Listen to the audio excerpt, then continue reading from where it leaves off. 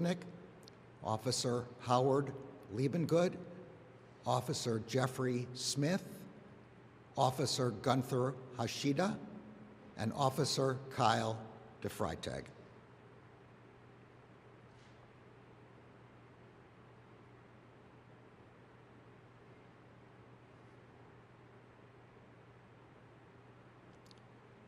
I know I speak for all of us in saying that tomorrow, and in our work in the days ahead, we will not only remember them, we will do everything we can to honor them.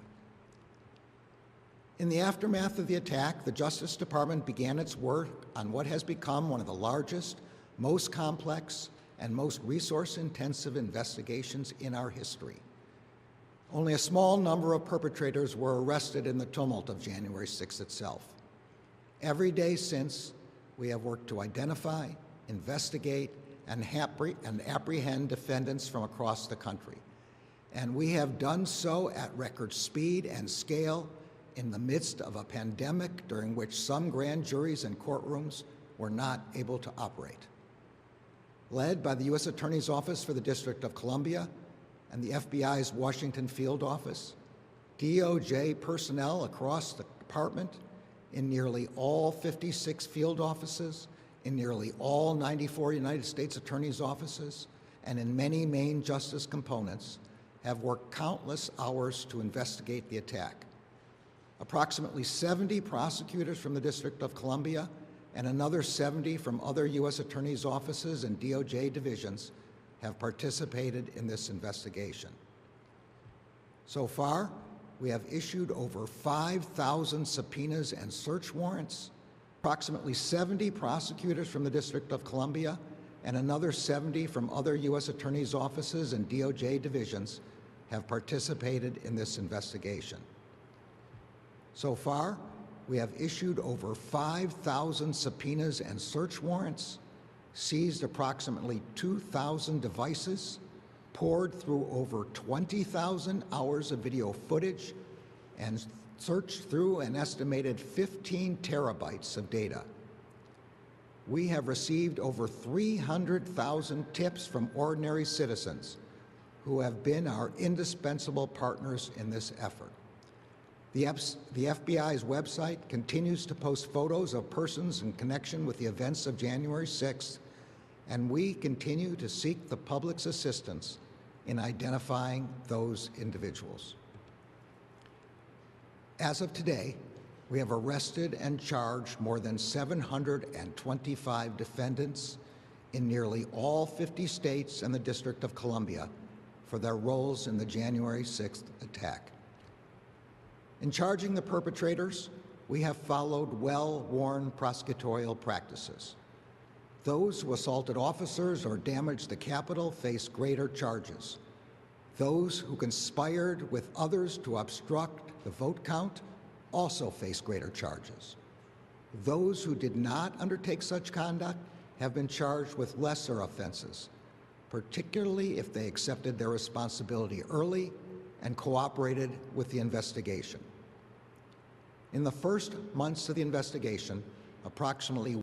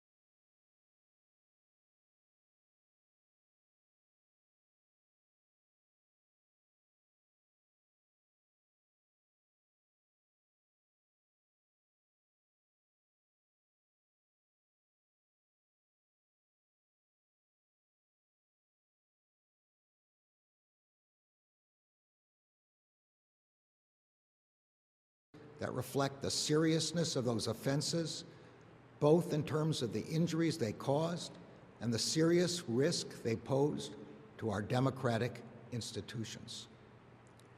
The actions we have taken thus far will not be our last. The Justice Department remains committed to holding all January 6 perpetrators at any level accountable under law, whether they were present that day or were otherwise criminally responsible for the assault on our democracy. We will follow the facts wherever they lead. Because January 6 was an unprecedented attack on the seat of our democracy, we understand that there is broad public interest in our investigation. We understand that there are questions about how long the investigation will take and about what exactly we are doing. Our answer is, and will continue to be, the same answer we would give with respect to any ongoing investigation. As long as it takes, and whatever it takes, for justice to be done consistent with the facts and the law. I understand that this may not be the answer some are looking for, but we will and we must speak through our work. Anything else jeopardizes the viability of our investigations and the civil liberties of our citizens. Everyone in this room and on these screens is familiar with the way we conduct investigations, and particularly complex investigations. We build investigations by laying a foundation. We resolve more straightforward cases first because they provide the evidentiary foundation for more complex cases. Investigating the more overt crimes generates linkages to less overt ones. Overt actors and the evidence they provide can lead us to others who may also have been involved. And that evidence can serve as the foundation for further investigative leads and techniques. In circumstances like those of January 6, a full accounting does not suddenly materialize. To ensure that all those criminally responsible are held accountable, we must collect the evidence. We follow the physical evidence. We follow the digital evidence. We follow the money. But most important, we follow the facts. Not an agenda or an assumption. The facts tell us where to go next. Over 40 years ago, in the wake of the Watergate scandal, the Justice Department concluded that the best way to ensure the department's independence, integrity, and fair application of our laws, and therefore the best way to ensure the health of our democracy, is to have a set of norms to govern our work. The central norm is that in our criminal investigations, there cannot be different rules depending on one's political party or affiliation. There cannot be different rules for friends and foes, and there cannot be different rules for the powerful and the powerless. There is only one rule. We follow the facts and enforce the law in a way that respects the Constitution and protects civil liberties. We conduct every investigation guided by the same norms, and we adhere to those norms even when, and especially when, the circumstances we face are not normal. Adhering to the department's longstanding norms is essential to our work in defending our democracy, particularly at a time when we are confronting a rise in violence and unlawful threats of violence in our shared public spaces and directed at those who serve the public. We have all seen that Americans who serve and interact with the public at every level, many of whom make our democracy work every day, have been unlawfully targeted with threats of violence and actual violence. Across the country, election officials and election workers, airline flight crews, school personnel, journalists, local elected officials, U.S. senators and representatives, and judges, prosecutors, and police officers have been threatened and or attacked.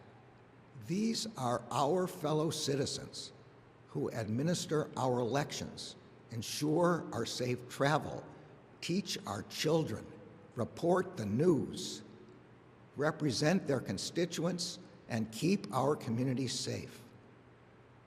Some have been told that their offices would be bombed. Some have been told that they would be murdered, and precisely how, that they would be hanged, that they would be beheaded. Police officers who put their lives on the line every day to serve our communities have been targeted with extraordinary levels of violence. Flight crews have been assaulted, journalists have been targeted, school personnel and their families have been threatened. A member of Congress was threatened in a gruesome voicemail that asked if she had ever seen what a .50 caliber shell does to a human head. Another member of Congress, an Iraq War veteran and Purple Heart recipient, received threats that left her terrified for her family. And in 2020, a federal judge in New Jersey was targeted by someone who had appeared before her in court. That person compiled information about where the judge and her family lived and went to church. That person found the judge's home, shot and killed her son, and injured her husband. These acts and threats of violence are not associated with any one set of partisan or ideological views, but they are permeating so many parts of our national life that they risk becoming normalized and routine if we do not stop them. That is dangerous for people's safety, and it is deeply dangerous for our democracy. In a democracy, people vote, argue, and debate, often vociferously, in order to achieve the policy outcomes they desire. But in a democracy, people must not employ violence or unlawful threats of violence to affect that outcome. Citizens must not be intimidated from exercising their constitutional rights to free expression and association by such unlawful conduct. The Justice Department will continue to investigate violence and illegal threats of violence, disrupt that violence before it occurs, and hold perpetrators accountable. We have marshaled the resources of the department to address the rising violence and criminal threats of violence against election workers, against flight crews, against school personnel, against journalists, against members of Congress, and against federal agents, prosecutors, and judges. In 2021, the department charged more defendants in criminal threat cases than in any year in at least the last 5. As we do this work, we are guided by our commitment to protect civil liberties, including the First Amendment rights of all citizens. The department has been clear that expressing a political belief or ideology, no matter how vociferously, is not a crime. We do not investigate or prosecute people because of their views. Peacefully expressing a view or ideology, no matter how extreme, is protected by the First Amendment. But illegally threatening to harm or kill another person is not. There is no First Amendment right to unlawfully threaten to harm or kill someone. As Justice Scalia noted in RAV versus City of St. Paul, true threats of violence are outside the First Amendment because laws that punish such threats, quote, protect individuals from the fear of violence, from the disruption that fear engenders, and from the possibility that the threatened violence will occur. The latter point hits particularly close to home for those of us who have investigated tragedies ranging from the Oklahoma City bombing to the January 6th attack on the Capitol. The time to address threats is when they are made, not after the tragedy has struck. As employees of the nation's largest law enforcement agency, each of us understands that we have an obligation to protect our citizens from violence and fear of violence, and we will continue to do our part to provide that protection. But the Justice Department cannot do it alone.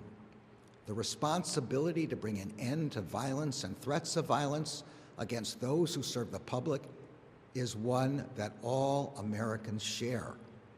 Such conduct disrupts the peace of our public spaces and undermines our democracy. We are all Americans. We must protect each other. The obligation to keep Americans and American democracy safe is part of the historical inheritance of this department. As I have noted several times before, a founding purpose of the Justice Department was to battle violent extremist attacks on our democratic institutions. In the midst of Reconstruction following the Civil War, the department's first principal task was to secure the civil rights promised by the 13th, 14th, and 15th Amendments. This meant protecting Black Americans seeking to exercise their right to vote from acts and threats of violence by white supremacists. The framers of the Civil War amendments recognized that access to the ballot is a fundamental aspect of citizenship and self-government. The Voting Rights Act of 1965 sought to make the promise of those amendments real. To do so, it gave the Justice Department valuable tools with which to protect the right to vote. In recent years, however, the protection of the Voting Rights Act have been drastically weakened.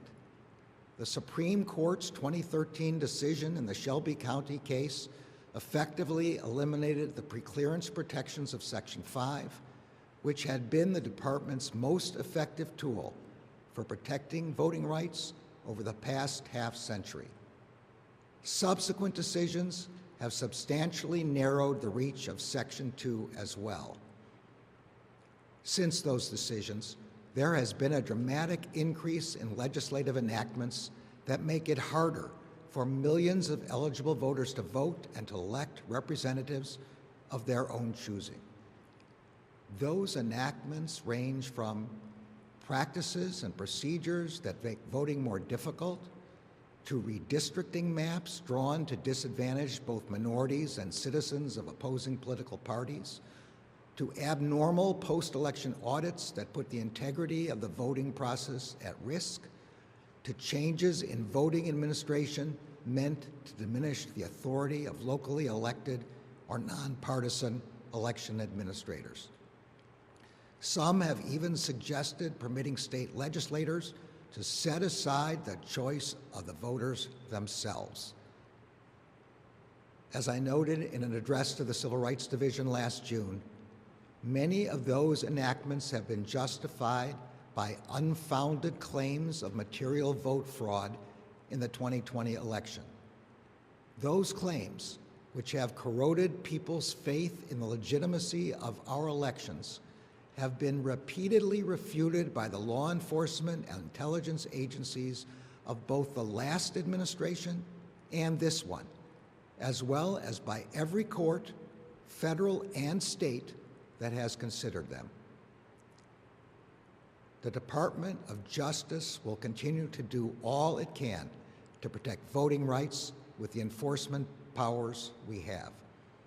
It is essential that Congress act to give the department the powers we need to ensure that every eligible voter can cast a vote that counts.